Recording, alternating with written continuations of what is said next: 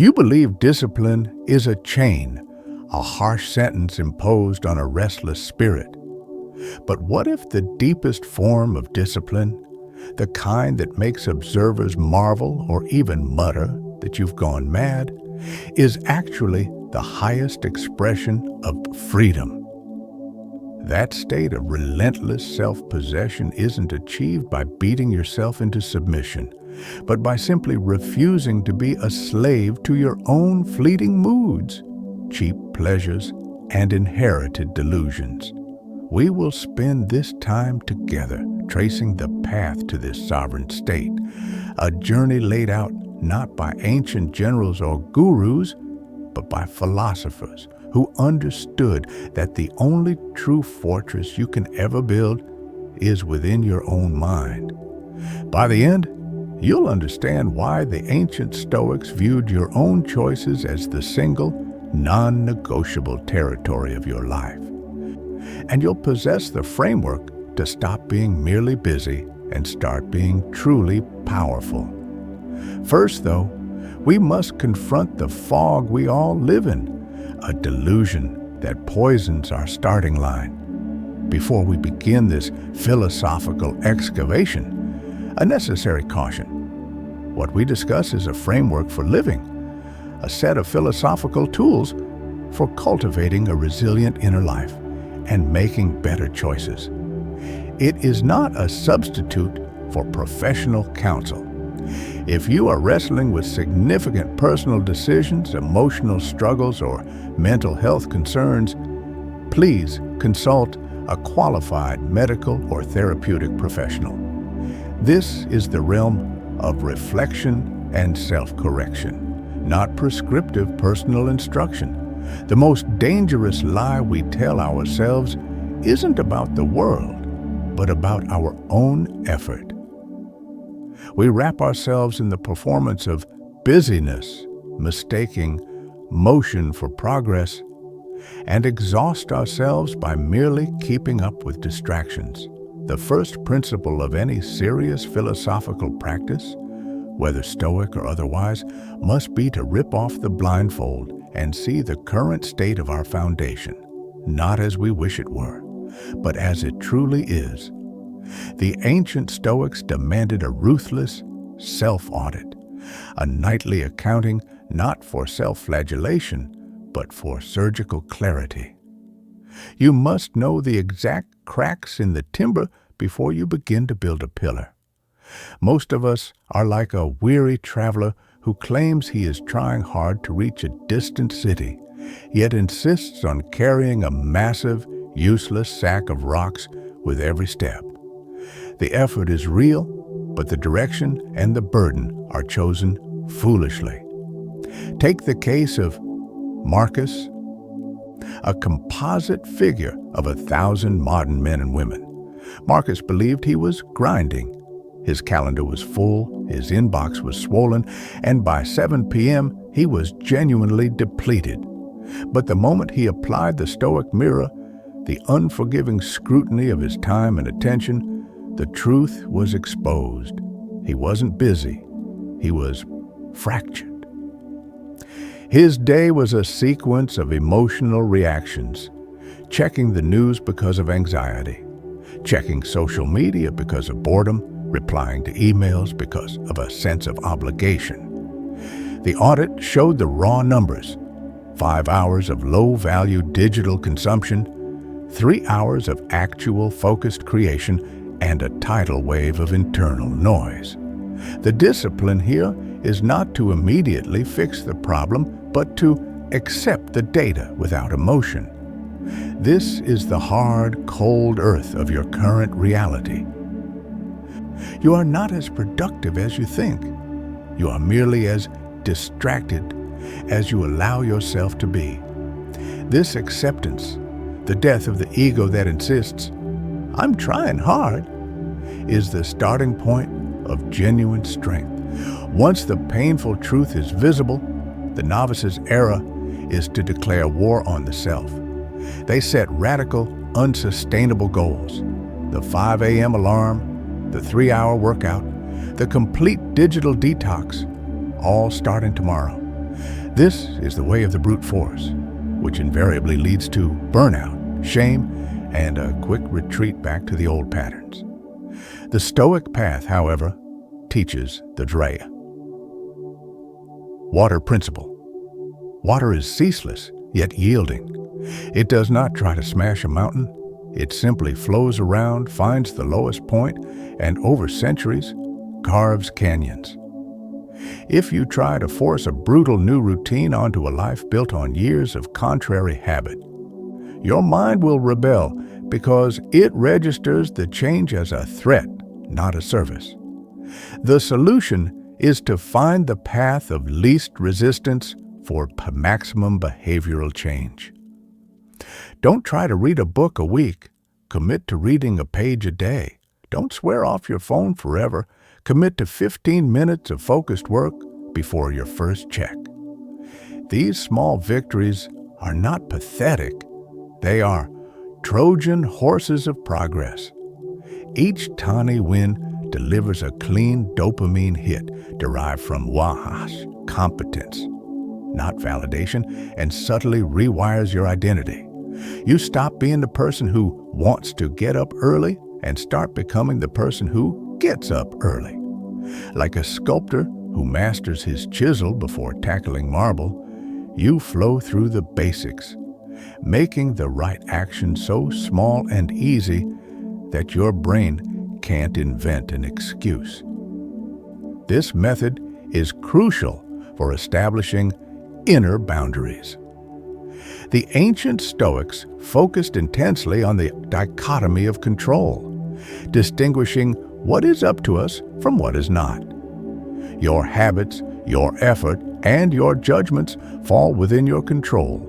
The results, the approval of others, and external circumstances do not. The water principle helps us apply this distinction. We flow with reality by choosing small actions we can control, rather than forcing outcomes we can't. Now, progress is rarely a straight line. Inevitably, you will hit a psychological wall, a moment of acute turbulence, the fire principle. For our composite figure, Marcus, this moment came when he saw a colleague, younger and ostensibly more successful, close a deal he couldn't touch. The familiar fire of envy, inadequacy, and self-hatred flared. Most people let this fire consume them. They skip the gym, self-medicate with junk food or scrolling, and sink into a shame spiral. The Stoic, however, is a master pyrotechnician of the soul. He understands that this sudden spike of negative emotion, anger, frustration, and envy, is pure, high-octane fuel. The error is in aiming the fire at the self, declaring, "I am a failure." The disciplined response is to aim it at the weakness that caused the pain. The colleague closed the deal because he mastered a skill Marcus neglected. The next day, Marcus didn't beat himself up. He channeled the rage into an extra hour of deliberate practice on that neglected skill. Productive rage is simply a choice to let pain motivate correction, not annihilation. Your pain is not a reason to quit. It is a GPS signal pointing directly to the next thing you must master. The danger that follows this success is often more insidious, the soft whisper of complacency. This is the unwind principle, the trap of success. Having made significant gains, the mind suggests, "You're good enough now. You can ease up on the tracking. You deserve a break."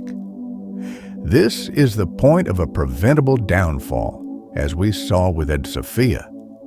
Sophia, a brilliant lawyer, had finally built an ironclad morning routine.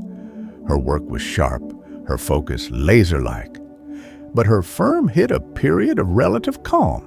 She stopped journaling her morning commitments.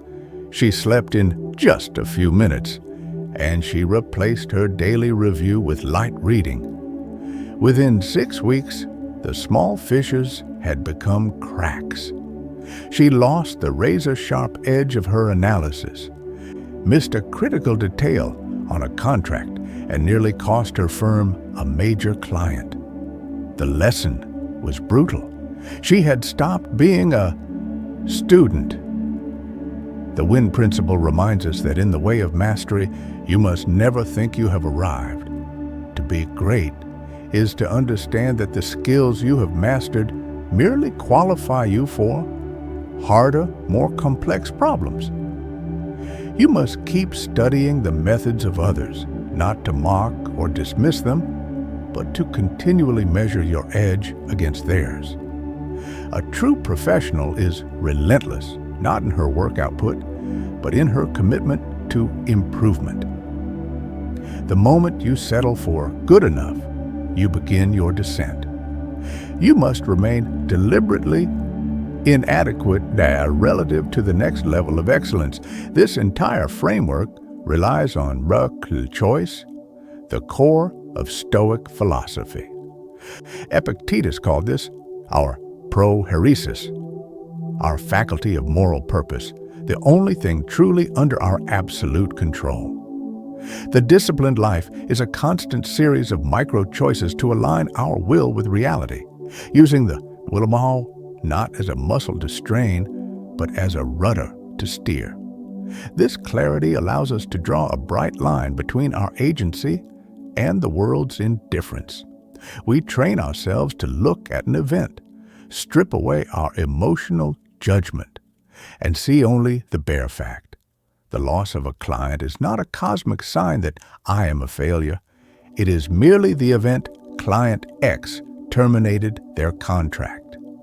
Our job is to choose the most rational, virtuous response, not to wallow in despair, which is externally motivated, but to choose to analyze the defect and correct the process, which is internally motivated. We return now to the initial premise, the open loop of discipline as freedom. This brings us to the final, most profound lesson, the avoid principle.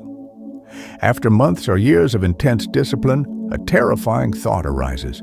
Does it ever end? I have to track my time forever. I have to fight distraction forever. The struggle, once empowering, suddenly feels existential and hopeless. This is where most serious seekers finally quit, exhausted by the prospect of a war without end. Musashi, like the ancient Stoics, understood that the void is not emptiness, but the deepest form of acceptance. You must accept that the fight does not end, because the struggle is the discipline. It is the raw material of your character. A fortress is not a fortress because it was built once. It is a fortress because it is eternally maintained against the forces of decay and siege. When you embrace the eternal maintenance of your focus and virtue, the struggle ceases to feel like a war. It becomes your nature, a voluntary pattern of life. You stop chasing an endpoint, a day when everything will be easy, and start asking, what is today's battle? The moment you accept that the fight is the price and the point, you are liberated. You are no longer driven by the frantic need to arrive somewhere. You are motivated by the quiet, powerful certainty of who you are becoming. The outside world looks at this relentless maintenance, this endless quiet war, and calls it crazy. But they confuse a life driven by external outcomes with a life guided by inner virtue. You are free because you have chosen to be ruled by your highest values, not your lowest impulses. You are not a slave to the easy path, and that is sovereignty. The portable lesson, then, is this: choose the pain of discipline over the pain of regret. The only time you will truly lose the battle is the moment you decide to surrender your power of choice. Carry this simple prompt into your daily life. When faced with a decision, ask yourself, does this choice surrender my control to an external force, or does it affirm my prohairesis? The answer will always point you back to the path of strength. This is not the end of the journey, but merely the end of the beginning. The next chapter, which follows naturally from this foundation of choice and clarity, is the mastery of your anxieties and expectations, a deep dive into the practice of negative visualization. Preparing the inner fortress for the storms you know must eventually come.